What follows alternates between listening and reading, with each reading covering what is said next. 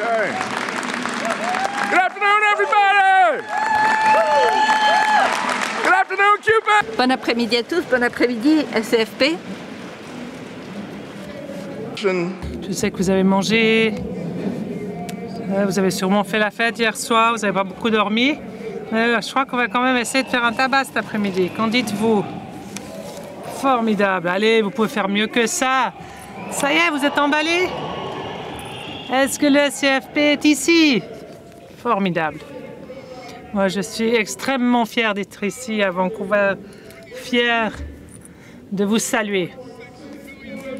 De 1,6 million de membres, de confrères, de consoeurs des États-Unis, les membres de l'AFSCME, d'Alaska jusqu'à Puerto Rico, pour partager votre enthousiasme, partager votre militantisme, pour protéger des services publics essentiels. Je vais donner le coup d'envoi en disant ceci.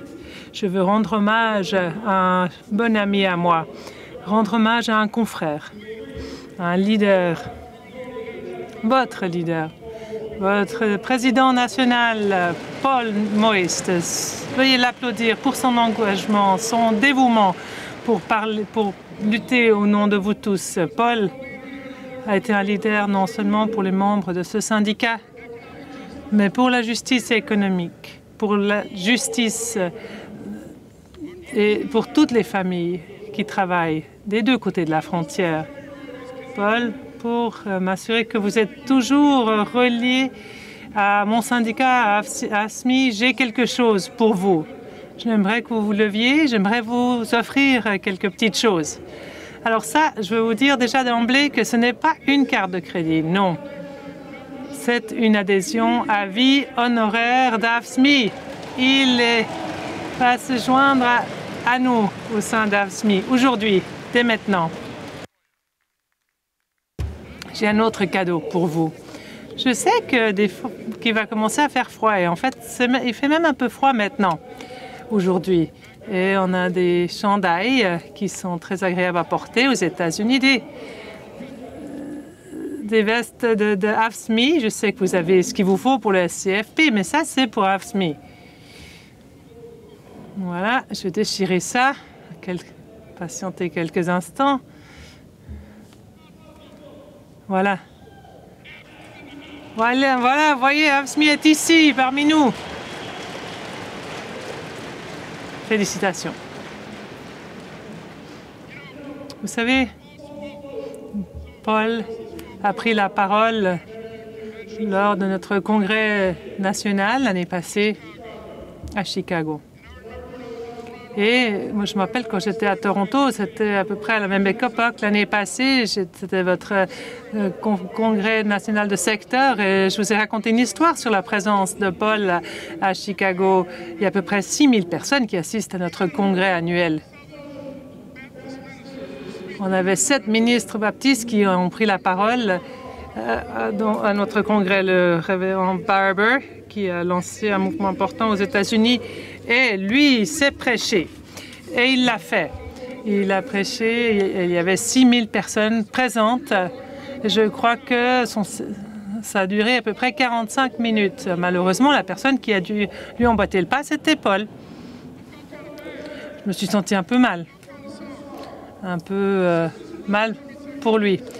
Mes confrères et consoeurs, je peux vous dire ceci. Quand il est monté à l'estrade, il a commencé à prêcher, tout comme la personne qui l'avait précédé. Et il a su faire valoir des vérités qui avaient besoin d'être entendues.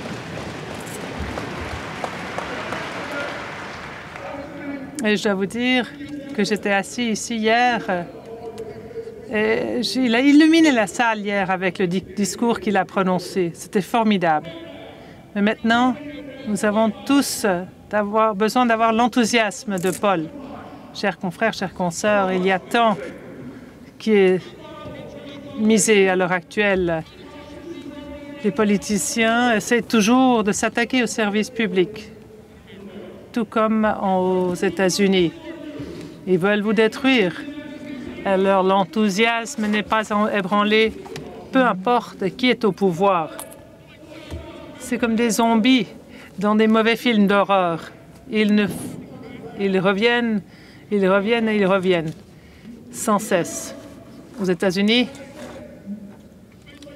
nous sommes confrontés aux mêmes difficultés, aux mêmes luttes.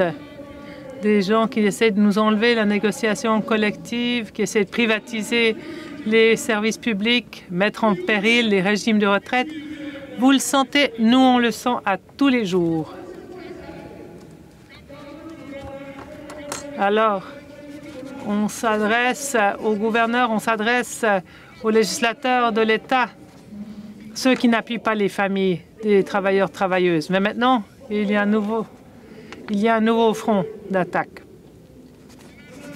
Les États-Unis, la Cour suprême des États-Unis, ils ont décidé qu'ils allaient accepter la cause qui sera entendue dès le début de l'année prochaine, avec un arrêt qui sera prononcé dès le mois de mars 2016, et pas plus tard qu'au mois de juin 2016. Ça s'appelle Friedrichs contre l'Association des enseignants de la Californie. Ils veulent parler des cotisations aux syndicats. Et le fait qu'ils veulent dire que les gens n'ont pas besoin de payer de cotisations à leurs syndicats, même s'ils reçoivent les mêmes avantages. Mais cette cause, chers consoeurs, confrères, ne porte pas sur les cotisations syndicales. C'est plutôt notre droit d'avoir notre place à la table, de négocier collectivement pour les services publics aux États-Unis. Cette cause porte atteinte à l'essence de nos droits, notre droit d'exister. On a vu ce qui était une situation préalable à Friedrichs, le droit de remettre en question le droit des travailleurs des garderies de faire la grève, le droit de faire partie d'un syndicat leur a été ôté.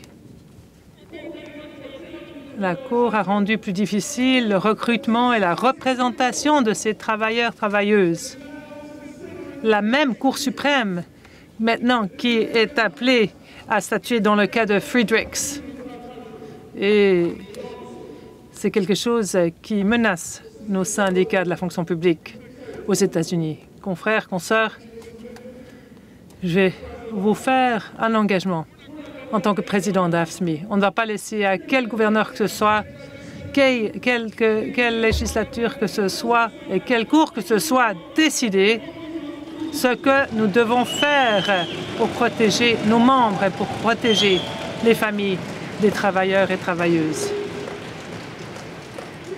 Nous avons réussi à obtenir trop de gains, trop de réalisations pour maintenant faire demi-tour et pour reculer. Je l'ai annoncé hier, je vais l'annoncer aujourd'hui et je vais de nouveau l'annoncer demain. Si nos ennemis veulent se battre, ils vont avoir une lutte avec AFSCME et une lutte aussi avec le SCFP. C'est de ça qu'on parle ici. C'est de défendre nos droits et s'assurer que nos voix sont entendues. Un de nos ennemis qui perdure depuis le plus longtemps, c'est le gouverneur du Wisconsin. Il s'appelle Scott Walker. Il est comme Stephen Harper, Stephen Harper qui aurait pris des stéroïdes. Rappelez-vous ce que Scott Walker a fait à notre syndicat à Wisconsin. C'est l'État où a été fondé l'AFSCME en 1932, où les travailleurs de l'État ont lutté pour le droit de pouvoir faire de la négociation collective, d'avoir une place à la table. Scott Walker nous a ôté notre voix, nous a ôté la négociation collective dans cet État-là. Certains d'entre vous, vous êtes joints à nous du Canada. Vous avez pris la peine de vous déplacer pour vous rendre jusqu'au Wisconsin. Et vous avez manifesté avec nous. Vous êtes rassemblés avec nous. Mais ce n'était pas seulement nous. C'était des agriculteurs, c'était des retraités, c'était des étudiants. C'était même des propriétaires de petites entreprises. C'était le mouvement syndical. C'était une communauté confessionnelle. Tous se sont rassemblés pour protester contre ce que Walker essayait de faire. Comme certains d'entre vous le rappellerez peut-être, dans un des discours qu'il a prononcé, il a dit qu'il allait affronter 100 000 manifestants dans l'État de Wisconsin. Il a même dit que les manifestants étaient des terroristes. Il a dit que s'il pouvait se battre contre 100 000 manifestants, des manifestants qu'il faisait en toute paix au Wisconsin, qu'il pourrait même se battre contre ISIS un peu partout au monde. Il a comparé ces manifestants syndicaux à une organisation terroriste, à ISIS. Scott Walker peut aller en enfer, je vous le dis.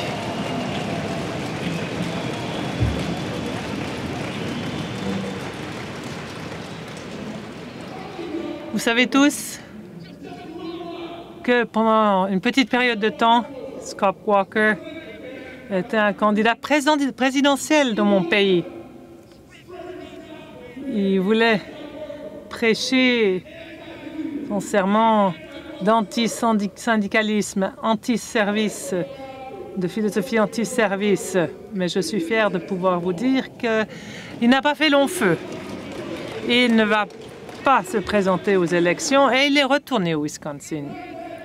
Et je suis heureux de pouvoir vous dire que la seule façon dont Scott Walker pourra s'approcher de la Maison-Blanche, c'est s'il fait la queue avec tous les autres pour faire une visite guidée de la Maison-Blanche. Il n'arrivera jamais à y avoir sa place. La semaine, quand il a renoncé à se présenter aux élections, j'étais en mesure d'être à la Maison-Blanche. Je me suis réunie avec d'autres personnes, avec le pape qui venait à la Maison-Blanche, avec le président Obama. Vous savez, le pape François était là et c'était vraiment inspirant d'être en sa présence, de l'écouter parler, d'appuyer, d'aider les pauvres, d'aider les familles, les travailleurs, travailleuses. Il a parlé du pardon partout au monde. Je peux vous dire qu'en ce qui concerne Scott Walker, je crois que je vais devoir aller me confesser. Et je ne suis même pas catholique, mais quand même, je crois que je vais devoir me confesser. Parce que je peux vous dire, je m'amuse à avilir Scott Walker et je vais continuer à le faire jusqu'à ce qu'il ne soit plus gouverneur dans l'État de Wisconsin. Je vais continuer à l'entacher. C'est ce que nous devons faire. Nous devons lutter comme jamais auparavant.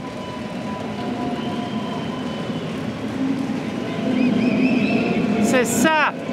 C'est maintenant, le moment est venu. Le moment est venu.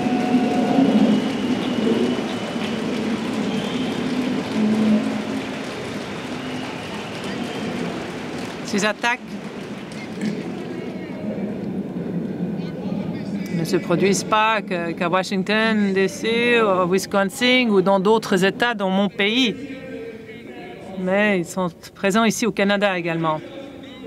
J'ai entendu dire que Justin Trudeau et les libéraux ont dit qu'ils allaient abroger les projets de loi C-377 et 525. S'ils le font, et quand ils le feront, nous tous, vous et ASMI et tous les travailleurs vont célébrer. Ça va transmettre un message aux Scott Walker de ce monde que ce qu'ils ont fait n'est que temporaire. Ça va transmettre le message que peu importe la longueur de notre lutte, peu importe le nombre de premiers ministres ou de gouverneurs ou de présidents arrive au pouvoir et quitte le pouvoir, ASMI va continuer à défendre ses droits. Le SCFP va continuer à défendre ses droits. Nous n'hésiterons pas. C'est pour cela que nous luttons chaque jour. Nous ne renoncerons jamais. Nous serons encore là quand ils seront déjà tous partis depuis longtemps. Dans l'État du Nouveau-Mexique, il y a quelques années, quand un ancien gouverneur a constitué dans l'entente collective, la négociation collective, nous avons recruté, nous avons pu retrouver nos droits. Nous n'avons pas renoncé non plus dans l'État de Kentucky. Nous avons donné la riposte, nous avons recruté et nous avons pu reprendre nos droits. Nous n'avons pas non plus renoncé à Puerto Rico, où nous avons débrayé d'une façon qui a vraiment fermé l'île, l'ensemble de l'île. Et nous avons réussi à faire qu'il y ait une nouvelle convention collective par le biais de la négociation collective. Le SCFP, c'est ça que la solidarité peut accomplir. C'est de se réunir, de se rassembler comme jamais auparavant. Alors je dis à tous les politiciens extrémistes au Canada, aux États-Unis, un peu partout au monde, peu importe où vous vous trouvez, quand vous serez partis, nous serons encore ici. Nous devons constituer une force solide, pas seulement au nom de nos membres, mais pour toutes les familles au Canada et aux États-Unis. Il nous incombe à nous de le faire. Nous devons accepter ce défi. Mais ça ne va pas être facile.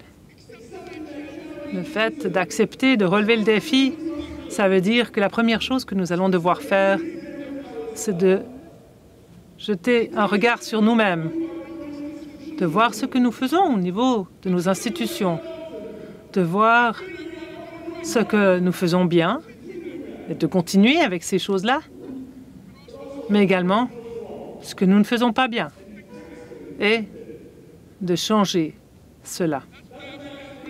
C'est ce que ASME fait depuis les 2 dernières années. Nous avons convoqué nos leaders de partout au pays et nous avons parlé des défis auxquels est confronté notre syndicat. Les attaques contre la négociation collective, le précompte automatique, les services publics, les retraites. On a décidé que les choses n'étaient pas comme à l'accoutumée, qu'il fallait en revenir aux éléments de base, aux principes de base. Nous sommes un gros syndicat, 1,6 million de membres. Nous avons décidé de faire une chose. Nous avons décidé qu'il fallait se réengager, se redévouer au recrutement, pas seulement à l'externe, mais aussi en interne. Nous avons décidé que nous devions nous débarrasser de ces iPhones et iPads et en revenir aux principes de base. Ça veut dire parler aux gens, un à un, en milieu de travail, même faire du porte-à-porte, parler aux gens de l'importance de leur implication dans notre syndicat. Tous les affiliés d'ASME s'est engagés à participer à ce programme. Je vais vous parler des résultats maintenant, depuis 2014. En janvier 2014, avec ce programme, nous avons décidé que nous allions recruter à l'interne 50 000 nouveaux membres d'ici, entre cette période-là et notre congrès à Chicago en juin de 2014. Le syndicat national, chaque affilié s'est engagé vis-à-vis de ce programme. Nous avons dit que c'était une force supplémentaire de 50 000. Confrères et consoeurs, quand on est arrivé à Chicago, il y avait 92 000 personnes, membres de plus, pas 50 000. Et nous n'avons pas arrêté nos efforts à cela. Nous avons continué. Paul l'a mentionné hier. Hier, et je suis sûr que ça a encore augmenté, ASME a 200 000 membres de plus. Ça reflète notre engagement, notre dévouement, le fait que nous n'avons pas peur de faire les changements nécessaires et d'en revenir aux principes de base. C'est pas compliqué. Il s'agit simplement de recrutement un à un, de gens, parler aux gens, de les regarder dans les yeux, d'être à l'écoute de leurs préoccupations alors qu'eux vous écoutent. Maintenant, nous avons réussi et maintenant nous avons un nouveau programme qui s'appelle ASME Strong, la force d'ASME. un nouveau programme maintenant pour le mois de juillet 2016. Et un des objectifs que nous nous sommes fixés, c'est que nous allons parler à 80% de nos membres, 1 à 1. 1 million de membres. 1 million de membres. Les gens me disent, mais t'es complètement dingue, on ne va pas arriver à faire cela. Mais ça peut se faire. On ne pensait pas qu'on allait avoir ces 50 000, mais on a réussi à le faire. On a dépassé de loin ce chiffre.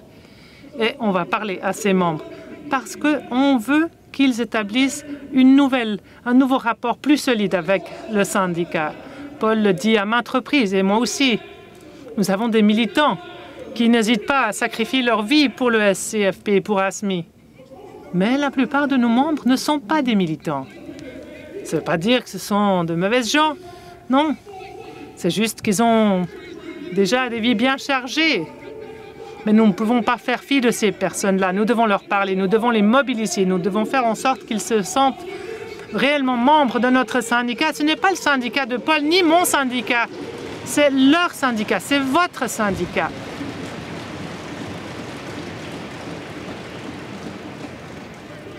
Alors,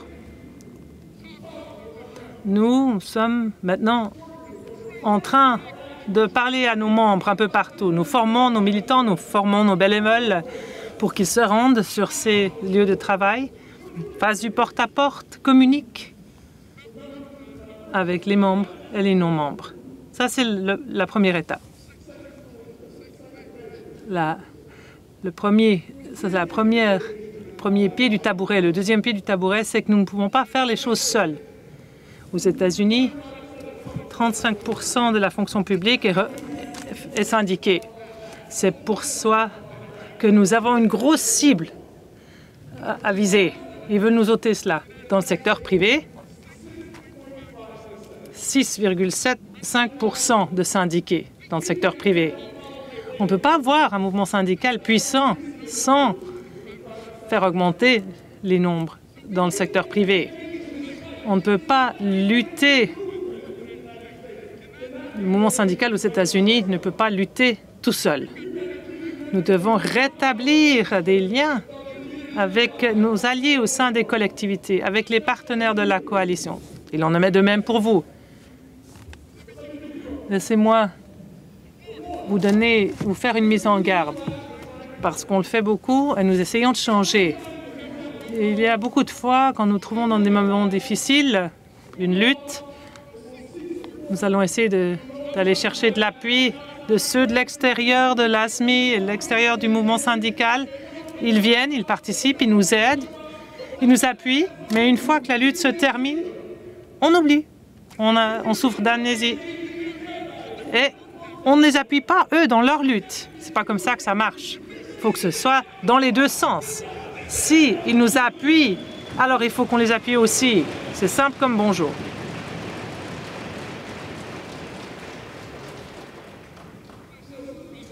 Confrères, consoeurs, on peut obtenir des gains pour nos membres et les familles que si nous tous faisons partie de la lutte.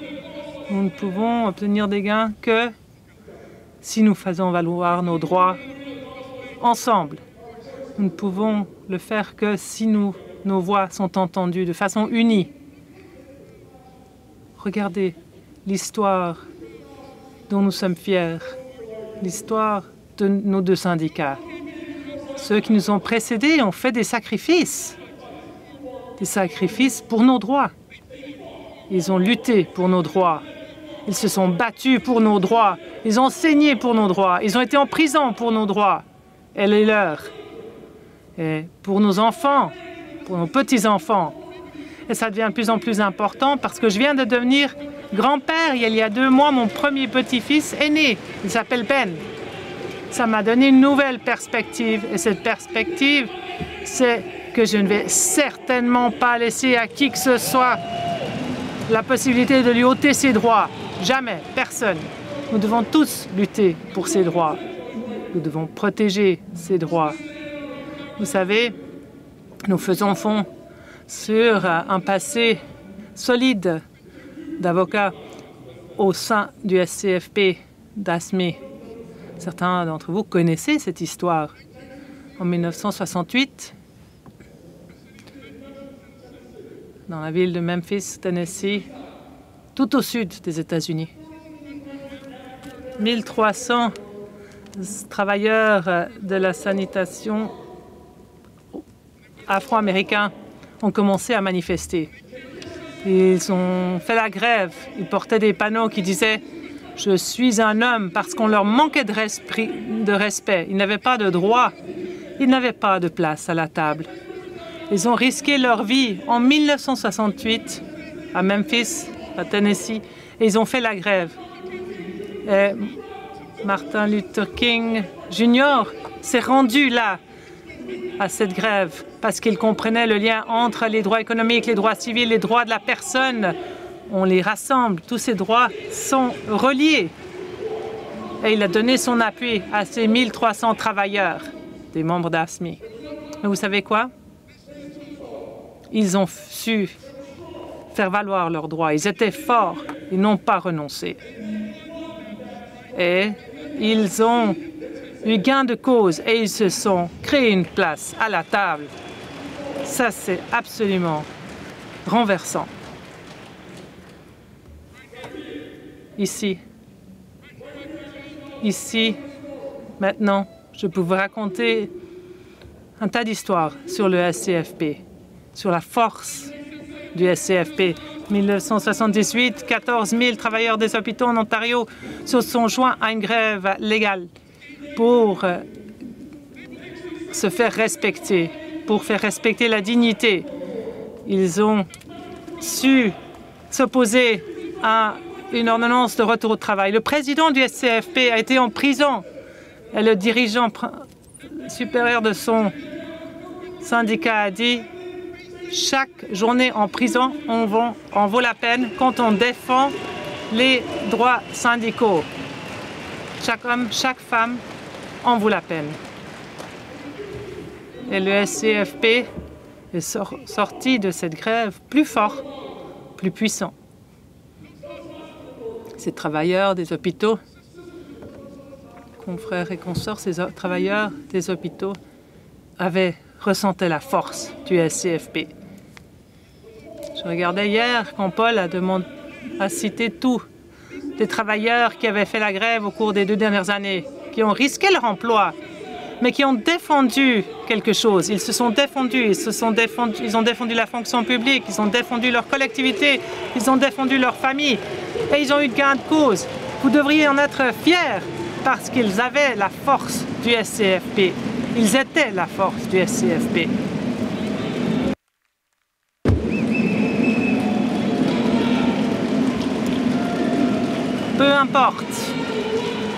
Peu importe nos luttes, nous en sortons plus forts. Et aujourd'hui, cette lutte se poursuit. On ne peut pas être divisé. On ne peut pas les laisser jouer à ce jeu avec nous. C'est ça qu'ils aiment faire. Diviser pour mieux conquérir. Opposer un groupe à l'autre. Opposer le secteur privé au secteur public. Opposer les syndicats à d'autres syndicats, membres contre membres. On ne peut pas se laisser avoir à ce jeu. Il faut qu'on se prononce contre cela. Et la seule façon de le faire, c'est de le faire ensemble, de façon unie. Il faut défendre les salaires et des familles qui peuvent se gagner la vie, la justice, l'équité, la sécurité dans la retraite. Nous devons faire respecter les droits des services publics desquels dépendent toutes les collectivités aux États-Unis et au Canada. Nous devons faire valoir nos droits du Yukon au Nouveau-Brunswick, de l'État de Washington à la Floride. Nous devons faire valoir nos droits et nous le faisons ensemble, de toutes les familles ouvrières, de toutes les femmes et tous les hommes qui font de notre nation une grande nation. Nous parlons ensemble d'une voix unie. Ensemble. Ensemble. Ensemble. Ensemble, nous construirons un Canada solide, une Amérique solide. Ensemble, Nous lutterons et nous nous battrons et nous célébrerons nos victoires. Nous sommes ASMI, nous sommes le CFP. En solidarité, nous sommes ensemble. Merci. Lee Saunders! Lee Saunders! Lee Saunders, tout le monde.